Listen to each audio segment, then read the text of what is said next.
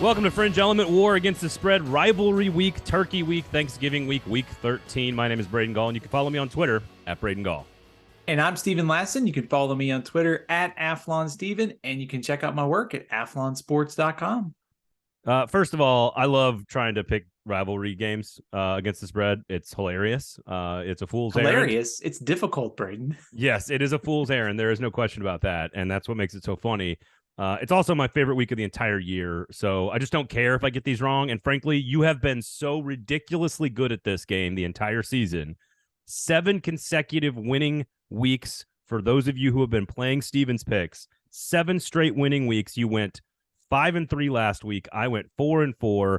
I should not have gone New Mexico State. I knew I should have gone with Missouri. We also outright gave you you're welcome, South Carolina and Vanderbilt. We gave you those outright wins. But you are now 28-14-1 in your last 7 and are now insane on the season. On the season, Stephen Lassan, 51-36-2. You are 15 games over 500, 5-3 last week. I went 4-4 last week. I am 44-43-2. So just barely holding on, covering the VIG right now. But otherwise, Stephen, you just keep slamming winners, dude. Like, you just keep every single week just hammering winners. We're making people money. That's the best part of this. I will tell you, I'm very paranoid every week when we do this because I waffle on these picks, and in the end, it all works out okay. So I'm hoping we've got the right formula for rivalry week, and we're going to end up on the right side of the winnings this week too. All right, we shall see. Let's get to it, of course. But before we do, Fringe Element, War Against the Spread, is brought to you by J.E. Dunn. We love our friends at J.E. Dunn. You don't need any experience. Yes, we're very thankful for our wonderful and amazing partners and friends at J.E. Dunn. There's many things in this world that I am incredibly ungrateful for, but J.E. Dunn is not one of them. They are amazing, fantastic, wonderful people.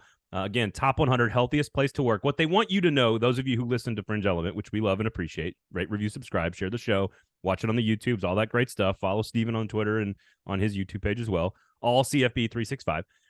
If you like, all we want you to do is just check it out. Check out jedunn.com. Go look at the website. Just see what their careers are. Because, again, if you're looking to make a move, you're looking to make a change, you may not even be looking to make a move. But if you feel like there's another level that you can get to, another tier, if you want to be as good at your job as Steven is at his, then you need to go check out jedunn.com. Top 100 healthiest place to work in the United States, $5 billion in annual revenue. And again, some of the best people that I know a lot of the folks that work there in the Nashville office. They are some of the best people in the world that I've ever been around. I work with them on charities and stuff. Can't support these guys enough, and they support us, local business here in Nashville. So check them out and go check out the website, jedunn.com. You know, like Lane Kiffin. You're looking at other jobs, maybe. Wow, what an interesting Monday evening on the Twitter sphere that was. Very. He was the assignment editor for the entire country there for a while. Oh, if you didn't post 200 words wrapped around a Lane Kiffin tweet, you didn't do your job on Monday night. But that's a topic for another podcast. All right, my favorite game of the entire weekend, not even close, bar none. Thursday night, Egg Bowl. Weird stuff happens, man. Weird shit happens. The coaches are weird. The backstory is weird. The teams themselves this season are actually quite decent and seem fairly tame heading into the game. Normally, there's just all kinds of wildness. It's all happening mostly with Lane Kiffin, which is, again, it's Egg Bowl week, baby. This I would not be surprised if there's this has all been leaked by Mississippi State boosters or whatever. Mike Leach has not been good in rivalry games over the course of his career, and Ole Miss's defense just got housed for the 4th straight week. So where are you going? Mississippi State, I guess, getting some points, 2.5, 3 points on the road against Ole Miss. Yeah, a lot of stuff going on at Ole Miss that worries me in this kind of setup when you're playing your biggest rival. But, Mike Leach 0-2 against Ole Miss. Also, both games decided by, 10 points or less. So Ole Miss has won 2 in a row in this series. I think Ole Miss rebounds after the loss to Arkansas. They're going to give up some points. They're going to give up some yards if they can just get some stops in the red zone. Also, Mississippi State giving up 183 yards in SEC games on the ground. So give me Quinshon Judkins and Zach Evans to cover on Thursday night. Yeah, they're probably going to run the ball a lot. This doesn't feel like a good spot for Ole Miss, though. I'm taking Mississippi State, plus I need to gain some ground on you. I'm taking Mississippi State. I think Leach has, like, he's got some narrative changing to do around himself and in rivalry games in particular. Also, he's going to have a new boss pretty soon. So lots of things, like you said, it's just so much going on in this game. I hope it dominates Thursday night for college football fans, and they're not turning off to go watch other crap. Like, college football needs its own window, and thank God that the two Mississippi schools volunteered to play on that night. I'll take Mississippi State. Another one, again, I don't know about you. I can't remember a rivalry week with more implications, like just season-defining implications. But Missouri at home, getting 3 points against Arkansas. They desperately need this one to get bowl eligible. Arkansas, of course, above 500. Where are you going in Missouri? I like Missouri. I think desperation. I like teams on the final week of the season trying to get to a bowl game, something to play for. Missouri is 6-2 against Arkansas since they joined the SEC, 4-0 against Arkansas and Columbia. We know Arkansas's issues against the pass, Missouri using that short passing game to get the ball in the hands of Luther Bird and Dominic Lovett. So I like the way Arkansas plays when KJ Jefferson is in there, but I think at home with something to play for, I'm going to take Missouri. And they have the defensive front that maybe can stand up against Arkansas. And this is one of the few games that you can just kind of throw the rivalry thing out. Like, this one is not really in that same category as these other ones. It's just sort of like hey, we have these two SEC teams from other conferences that now need a rival, so we're going to put them at the end of the year. Sort of like TCU and Iowa State. I was going to take Arkansas, but you've talked me into Missouri, and you've been right so much this year. I'm going to go Missouri as well. The desperation factor is pretty big. Florida State on Friday. I love that this game's on Friday. I think that's awesome. Florida State laying 10 points at home against Florida. If you listen to Fringe Element earlier this week, Chris Doering basically disrespected Florida State and their entire existence because of how much they hate each other. Florida State is playing near perfect football right now, and they're at home. And this rivalry, it has been it's gone Florida's way, to say the least. Yeah, Florida's won 3 in a row over Florida State. 5 of the last 6 times that these two teams played, the winner won by 16 points or more. So it's usually been pretty one-sided. I think Florida, a lot of pride. I think they're going to rebound after last week's just total clunker at Vanderbilt. If you look at the way Florida State is playing, they're favored, rightfully so. The offense with the way they've been running the ball, Jordan Travis efficiency, defense for Florida State playing well too. I like the Noles to win. I just think there's a lot of pride at Florida. They tend to play up the teams this year. I think they'll find a way to cover that. If you're going to give me 10 points in this spot, I think Florida rebounds and covers. It is a lot of points in this rivalry. I'm going Florida State at home. I'm riding the hot hand. I'm riding the hot team. I'm riding the break the streak for a lot of those seniors that have not won this game, or those junior upperclassmen at least that have not won this game. Give me Florida State, lay the 10 points. But again, for those of you listening, you know who's been right and who's been wrong this year. There you go. Georgia Tech and Georgia. Clean old-fashioned hate, my favorite name of a rivalry in all of college football. Georgia laying 5 touchdowns, minus 35 here. Stephen, where are you going? Georgia.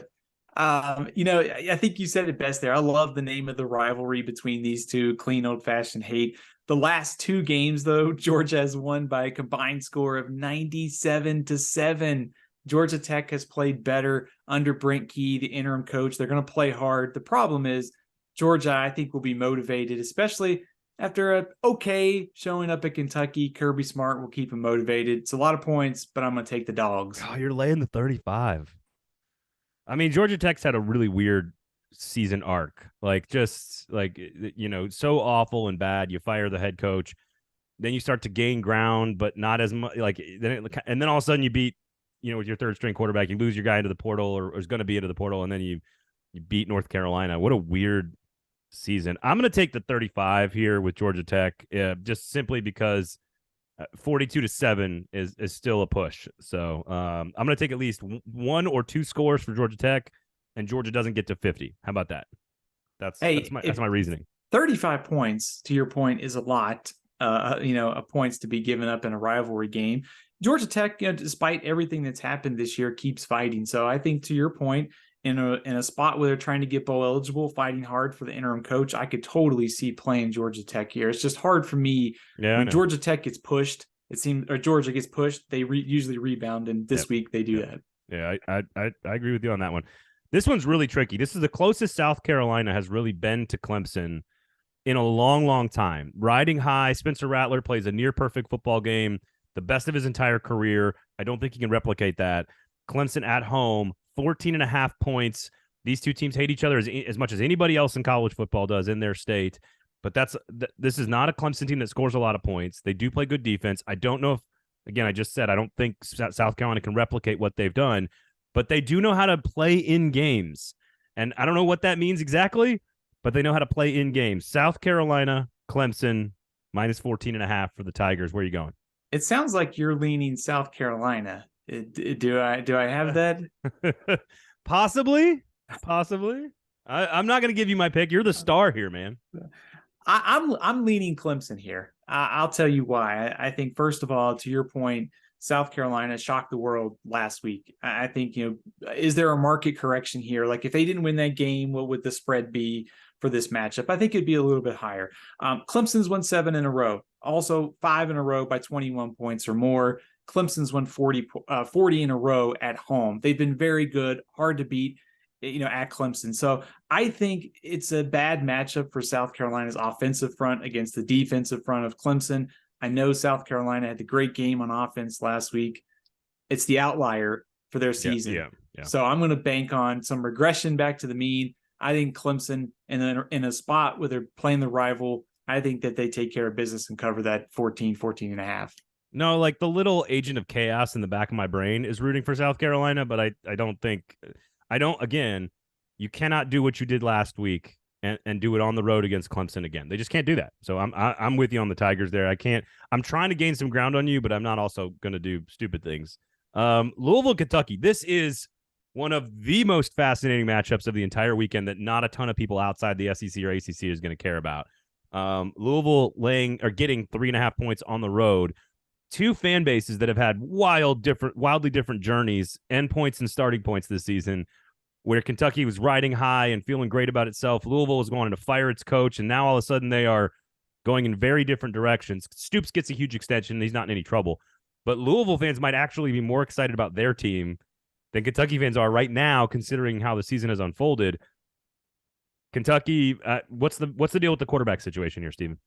It's a great question. I think, first of all, there should be some motivation for Kentucky. It could be Will Levis's last game in the Kentucky uniform. We'll see if he plays in the bowl. Louisville, Malik Cunningham missed last week's game. I think there's a little bit of optimism that he might be back for this week. It's just hard at this point. There's no real read on it early in the week whether or not he will be back. But Louisville has played really good defense since the middle of the season. They had the terrible loss to Boston College. They're playing better on that side of the ball. They lead the ACC in sacks, won 5 of 6 games. I do think when you look at this series history, it tells you to take Kentucky. They've won 3 in a row, all by 31 points or more. So with not knowing the status of Malik Cunningham, the way they've handled business here, Kentucky's defense, Will Levis, potential last game, by a touchdown, that seems maybe about right in this spread. If Malik Cunningham plays, I think that changes this conversation a little bit, and maybe you play Louisville. So is that exactly is that very specific? If they announce Saturday morning at 9 a.m. that Malik Cunningham is going to start, would you put money on Louisville? Potentially. Yeah. I'd like to see where the spread, if it gets higher, I think is, 3.5, I'm thinking this is about a touchdown game for Kentucky. I think they win by a touchdown. If it gets a little bit higher, I'm willing to take a chance on Louisville with Malik Cunningham covering if we know for sure he's in the lineup. And Louisville has been wildly unpredictable this year from week to week, even though they're playing really good football right now. Kentucky to some degree has been as well, just no show against Tennessee, and then you play Georgia defensively as well as anybody has all season. So I like Kentucky minus the 3.5 as well. I like the history. I think there's a little bit of pride here for Kentucky where Louisville's starting to gain some headlines and people are going to be talking about Louisville a little bit more this week. And even our conversation is about how Louisville and the fans have changed direction and Kentucky hasn't. And if Malik Cunningham plays, I would not bet this game. But since we're playing this game, I'll take Kentucky right now at 3.5. If it goes down because Cunningham's playing, I guess I'd probably stick with Kentucky, but I'm not sure there. So I'm going Kentucky. You're going Kentucky at minus 3.5 early in the week on a holiday week. Iron Bowl, Auburn, Alabama. You've got two guys running these programs that are right now basically equally beloved by their fan bases in a very strange way, because one guy's got 8 national championships and the other guy's coached like 4 games. Auburn has been very good under Cadillac Williams. This team has played hard. It's in the entire season, even in the face of all the crazy adversity. 21.5 points is a lot of points. 3 touchdowns here for an Iron Bowl that is almost always closer. I don't know what to think about this one at all, man. Auburn has a chance to get to a bowl, Steven. How wild is that? It really is. I actually like Auburn, I think, to cover in this game. I think it's a lot of points. Now, I think Alabama is clearly the better team. I don't think that they'll have to sweat too much the final outcome, but it might be sort of an ugly, like 34, 13, 34, 17 kind of game. I think the fight for Auburn that's been there week in and week out, not to mention they can probably create some problems for Alabama's offensive line with their front. They're going to need something out of, the passing game. I don't think that they can just line up and try to run it, 40 times against Alabama. Alabama won 6 of 8 in the last 5 meetings in Tuscaloosa. Alabama has won by 11 points or more. No surprise. I think Alabama wins, but I think Auburn, 20 points or so, I can take them to backdoor cover this game. I really want to. I really want to. I want to believe in Cadillac. I want to believe in the 21.5. Something about Bama at home. I think Cadillac has used up all of his mojo. I'm not sure how much is left in the tank, and that's it's not meant to be an insult to him at all. It's meant to be a compliment, because again, I think Cadillac is why we love college football. That story. But give me the Tide at home. I'm laying the 21. I think Nick Saban's got this team pissed off for greatness. And I think this is crazy. I think Saban has convinced his team that there might be an outside chance they can still sneak into the playoff. Just throwing it out there. It's not possible. It's not. But I think he's convinced his team. So I'll take this also could be the last time that Bryce Young and Will Anderson play for Alabama too. So there is plenty of incentive to send them out on a high note with a big win over Auburn. Will be the last time. LSU, Texas A&M. This is a much more bitter rivalry. We've talked a lot about it on this show over the last 2 years. 9.5 points is a lot of points in this game. LSU is on the road. This game has always been weird and wild and kooky. The I-10 rivalry, a lot of bitter hatred there. I think this is the toughest game of the entire weekend to pick at 9.5. Really? I actually thought it was one of my easier games to pick. So JEDunn.com. Exactly. It is my J.E. Dunn smart decision of the week. I'm going on LSU. Yeah. LSU is 8-2 against A&M since A&M came to the SEC. They did lose the 2 times in College Station. So there is that if you want to play A&M. They've had some success here. Probably going to be a lower scoring game. A&M's offense, if they could get A-Chain and Evan Stewart back, maybe there's a reason for optimism. Right. But I think A&M's offensive line will have some issues against Ojulari and Harold Perkins, like the way Jaden Daniels rebounded last week too. So I'm going to take LSU as my J.E. Dunn smart decision of the week to cover. J.E. Dunn smart decision of the week. I'm taking LSU as well, but I had much more difficult time with that. Although I believe your 2 smart decisions of the week last week were Tennessee and Georgia, and you got 5 other ones right after that. I'm not sure we won either one of those smart decisions. JEDunn.com, by the way, if you're looking to make a change. If you bet every one of Steven's games, it doesn't matter what the smart decision is, because that's the smart decision. And frankly, that's how you've made all your money all season anyway. Tennessee and Vanderbilt. No Hendon Hooker, obviously one of the worst stories in college football, the injury there. What a brutal night for Vols fans on Saturday night. 14 points. Vanderbilt could get to a bowl game. A third SEC team playing at 5-6 for bowl eligibility, which if those 3 teams win, which would mean all 14 teams. Sorry, A&M fans. 13 teams. I think if you're actually asking me for advice on this, Steven, I think the right play is Vanderbilt on the money line. Just pull the outright upset and put your money down on that way, and then you get your value and your odds. I don't like playing this spread because I could see Joe Milton just hitting on a few of those wide open receivers that he fails to throw the ball to all the time. And if he just happens to hit 1 or 2 of them, they might run away with this whole thing, run the football like crazy. But Vanderbilt's playing so well. Where are you going here? I'm taking Vanderbilt. And the reason is this. I think Tennessee's the better team here.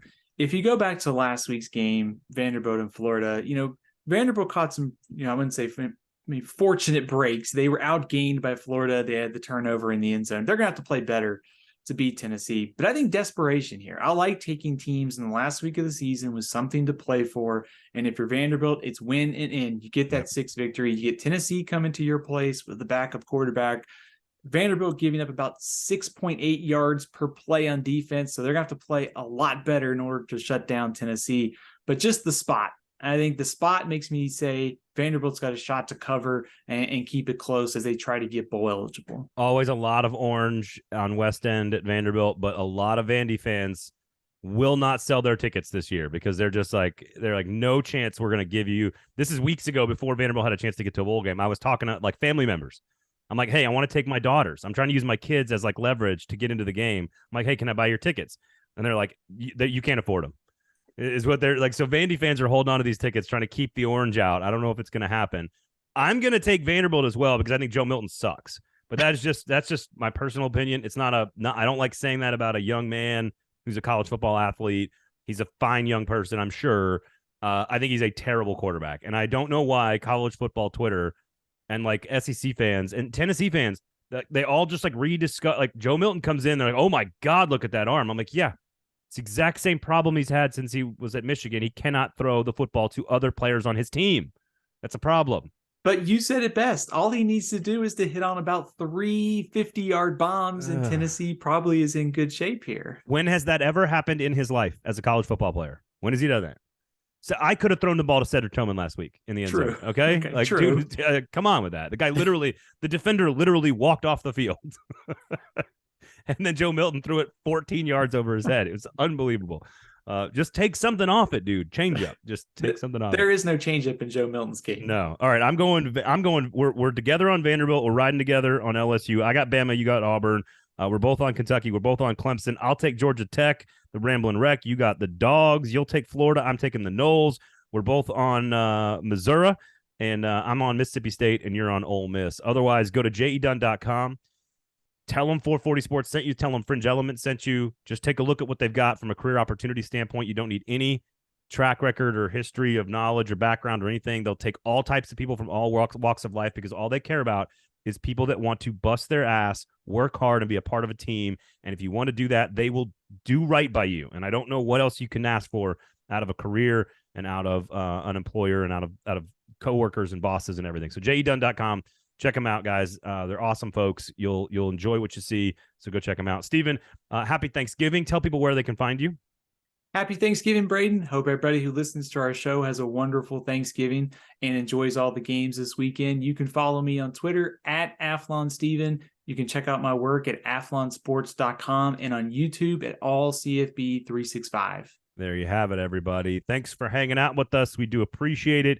Have a great holiday weekend. My name is Braden Gall. You can get to me on Twitter at Braden Gall. This has been Fringe Element, War Against the Spread, here on the 440 Sports Network.